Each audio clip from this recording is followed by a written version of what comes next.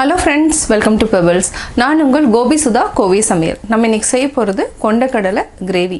இதுக்கு என்னன்னா நம்ம கருப்பு கொண்டக்கடலை எடுத்துக்கிறோம். இது 8 hours சோக் பண்ணிட்டோம். சோக் பண்ணிட்டு ஒரு 8 விசில் விட்டு நான் எடுத்துட்டேன். இது வந்து என்னன்னா நம்ம சின்ன வெங்காயம், தக்காளி, பச்சை மிளகாய் என்னென்ன மசாலா சேர்த்துருக்குறோம் அப்படிங்கிற வீடியோவை நம்ம இப்போ பார்க்கலாம். அதாவது எவ்வளோ ஈஸியாக செய்யலாங்கிறதையும் நம்ம பார்க்கலாம். கொண்டக்கடலை நல்லா வெந்துருச்சு. அதாவது 8 விசில் விட்டு எடுத்துட்டோம். நம்ம இப்போ செக் பண்ணி பார்த்தா நல்லா வெந்திருக்கு. இதுக்கு தேவையான பொருட்கள் என்னன்னு பார்த்தீங்கன்னா 3 பெரிய வெங்காயம் எடுத்துக்கலாம். 3 பெரிய வெங்காயத்துக்கு கூட இஞ்சி, பூண்டு, பச்சை மிளகாய் இது மூணையுமே நம்ம நல்லா அதாவது என்ன பொடியாக நறுக்கிட்டு நம்ம மிக்சியில் போட்டு அரைச்சி எடுத்துக்கலாம். அடுத்து என்னென்னு பார்த்தீங்கன்னா தக்காளி 3 தக்காளி எடுத்துக்கலாம். 3 தக்காளி கூட நம்ம மஞ்சள் தூள் கொஞ்சமாக எடுத்துக்கலாம். தனியாத்தூள் 1 டீஸ்பூன், இது கூட 1 டேபிள் ஸ்பூன் மிளகாய் தூள், இதையும் நம்ம தனியாக அரைச்சி எடுத்துக்கலாம். இப்போ மிக்சி எடுத்துக்கலாம். மிக்சியில் ஃபஸ்ட்டு வெங்காயம், இஞ்சி, பூண்டு, பச்சை மிளகாய் 2 இதை வந்து ஃபஸ்ட்டு பேஸ்ட் பண்ணி எடுத்து வச்சுக்கலாம். இதுக்கு நம்ம ஒரு 3லேருந்து 4 டேபிள் ஸ்பூன் அளவுக்கு எண்ணெய் விட்டுக்கலாம். இதுக்கு தாளிக்கிறதுக்கு என்னென்னு பார்த்தீங்கன்னா ஒரு பிரிஞ்சி இலை, ஒரு ஏலக்காய், மராட்டி முக்கு, 3 லவங்கம், 2 பட்டை இதையும் ஆட் பண்ணிக்கலாம். இப்போ சிம்மில் வச்சுக்கோங்க. நம்ம பச்சை மிளகாய், வெங்காயம், இஞ்சி, பூண்டு இப்போ நம்ம ஆட் பண்ணிக்கலாம். பச்சை வாசனை போகிற வரைக்கும் நல்லா வதக்கிக்கலாம். கொஞ்சம் நல்லா வதங்கட்டும். இன்னும் வாசம் வந்து கரெக்டாக வரல. அதனால் இது வந்து என்னென்னா ஒரு 3லேருந்து 5 நிமிஷம் வரைக்கும் சிம்மில் வச்சுட்டு வதக்கிடணும். அப்போ தான் அந்த பச்சை வாசனை போகும். இப்போ நம்ம தக்காளி, தனியாத்தூள், மிளகாய்த்தூள் இதை வந்து நல்லா பேஸ்ட் பண்ணிட்டோம். நம்ம லாஸ்ட்டில் வந்து கரம் மசாலா ஆட் பண்ணிக்கலாம். தக்காளியும் நல்லா பியூரி மாதிரி ஆயிடுச்சு. நீங்கள் தனியாகவும் அரைச்சி ஆட் பண்ணலாம். அதாவது என்ன தக்காளி கூடையும் நம்ம வந்து மசாலா ஆட் பண்ணியும் அரைக்கலாம். இது ஒரு ஃப்ளேவர் கிடைக்கும் நம்மளுக்கு. இப்போ நல்லா வதக்கிட்டோம். பச்சை வாசனை போயிடுச்சு. அரைச்சி வச்சுருக்கிற தக்காளி பேஸ்ட்டை ஆட் பண்ணிக்கலாம். இது வந்து தண்ணி ஊற்றிட்டு நல்லா எண்ணெய் பிரிஞ்சு வர வரைக்கும் மூடி வச்சுக்கணும். மிக்சியை நல்லா வாஷ் பண்ணிவிட்டு ஆட் பண்ணிக்கலாம். அவ்வளோதான். நம்ம வந்து என்ன பண்ணலாம்னா இதில் வந்து என்னென்னா பாதி சுண்டலை ஆட் பண்ணிக்கலாம். நம்ம மீதியை வந்து என்னென்னா கொஞ்சம் அரைச்சி ஆட் பண்ணிக்கலாம். அப்போ என்னென்னா கிரேவி வந்து நம்மளுக்கு கொஞ்சம் திக்காக கிடைக்கும். டேஸ்ட்டும் வந்து நல்லாயிருக்கும். நம்ம பாதியை அரைச்சி எடுத்துக்கலாம். இந்த மாதிரி அரைச்சிக்கோங்க. அப்போ என்ன நம்மளுக்கு கிரேவி வந்து கொஞ்சம் நல்லா திக்காகவும் கிடைக்கும். டேஸ்ட்டும் வந்து நல்லாயிருக்கும். நம்ம கொஞ்சமாக வந்து இந்த மசாலாவுக்கு உப்பு சேர்த்து மூடி வச்சுக்கலாம். இதுக்கு ரொம்ப உப்பு சேர்த்த வேண்டியதில்லை. ஏன்னா நம்ம சுண்டலையே வந்து உப்பு சேர்த்துருக்குறோம். இப்போ நம்ம மூடி வச்சுக்கலாம். பெரட்டி விட்டுட்டு இப்போ நம்ம பார்த்தோன்னா எண்ணெய் வந்து லைட்டாக பிரிஞ்சு வர ஸ்டேஜில் இப்போ நம்ம ஆல்ரெடி வேக வச்சு சுண்டலையும் ஆட் பண்ணிக்கலாம். இதையும் சேர்த்து நல்லா மிக்ஸ் பண்ணி விடுங்க.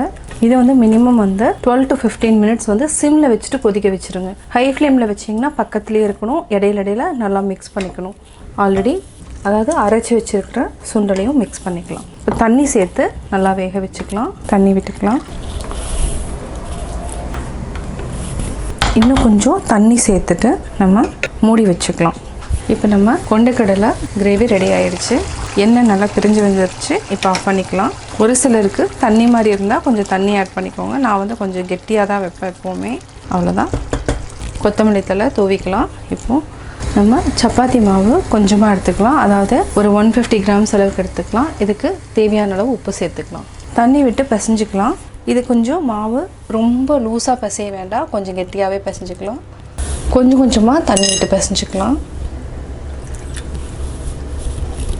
இந்த அளவுக்கு நம்ம மாவை பிசைஞ்சிக்கலாம். இது ஒரு 5 மினிட்ஸ் நல்லா ஊறட்டும். அதுக்கப்புறம் நம்ம உருண்டை பிடிச்சி டீப் ஃப்ரை பண்ணிக்கலாம். இப்போ ஒரு 5 மினிட்ஸ் ஆகிடுச்சு. நம்ம சின்ன சின்ன உருண்டைகளாக பிடிச்சிக்கலாம். லைட்டாக எண்ணெய் தொட்டுக்கலாம்.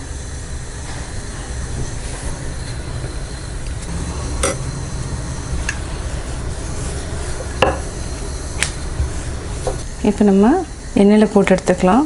அதாவது தண்ணி வந்து நம்ம கரெக்டாக ஊற்றிருக்கிறதுனால பூரி எப்போவுமே உப்பி வந்துடும்.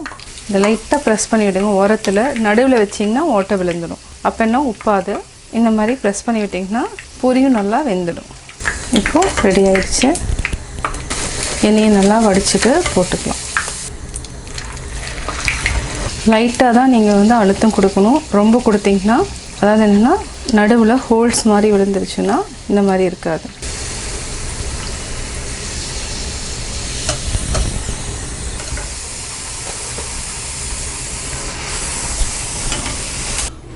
சுவையான கொண்டக்கடலை கிரேவி பூரி ரெடி. கருப்பு கொண்டக்கடலை கிரேவி எப்படி செஞ்சேங்கிறத பார்த்தீங்க. இதுக்கு என்னென்னா நம்ம சப்பாத்தி பூரிக்கு நம்ம சைட் டிஷ்ஷாக வச்சு சாப்பிட்லாம். நீங்களும் வீட்டில் ட்ரை பண்ணி பாருங்கள். பார்த்துட்டு உங்களுடைய கமெண்ட்ஸ் எனக்கு சொல்லுங்கள். லைக் பண்ணுங்கள், ஷேர் பண்ணுங்கள், மறக்காமல் சப்ஸ்கிரைப் பண்ணுங்கள். அது மட்டும் இல்லாமல் பக்கத்தில் இருக்கிற பெல் ஐக்கானை கிளிக் பண்ணிங்கன்னா நாங்கள் அப்லோட் பண்ணுற வீடியோவை நீங்கள் பார்க்கலாம். என்னோடய குக்கிங் வீடியோ முடிஞ்சதுக்கப்புறம் பார்த்தீங்கன்னா ஒரு திருக்குறள் வந்து நீங்கள் பார்க்கலாம். உங்கள் குழந்தைகளுக்கு நீங்கள் சொல்லித்தரலாம்.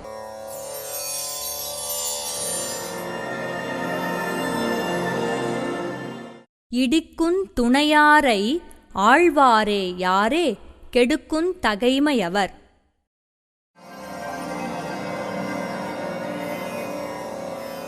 விளக்கம். கடிந்து அறிவுரை கூறி திருத்தவல்ல பெரியோரின் துணை கொண்டு நடப்பவரை எவர்தாம் கெடுக்கவல்ல ஆற்றலுள்ளவர்?